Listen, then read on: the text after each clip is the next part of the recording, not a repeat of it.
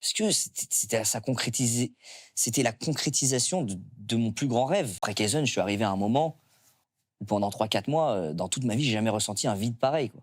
J'étais pas bien.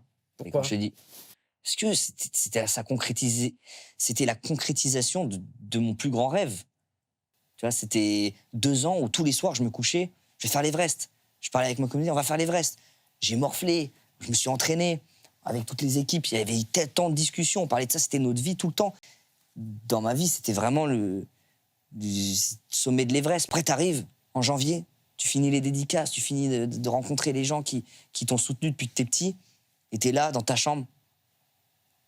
Comment je vais faire, quoi? Faut pas vivre dans le passé, maintenant, faut aller de l'avant.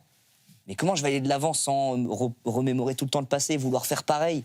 Tu sais, t'es très tu rentres aussi dans la spirale de ah, vas-y, je vais refaire pareil, en mieux. Mmh. Et du coup, tu sais pas trop, tu sais pas quelle direction prendre. Et ça a été tout un travail de recherche, parler avec des gens, apprendre des nouvelles choses, regarder des fois des podcasts, s'intéresser. Des fois, j'ai appelé Oli, de Big Flo Oli. Je lui ai dit, mec, t'as fait comment quand t'as fait plein de concerts, quand t'as réalisé tous tes projets et tout?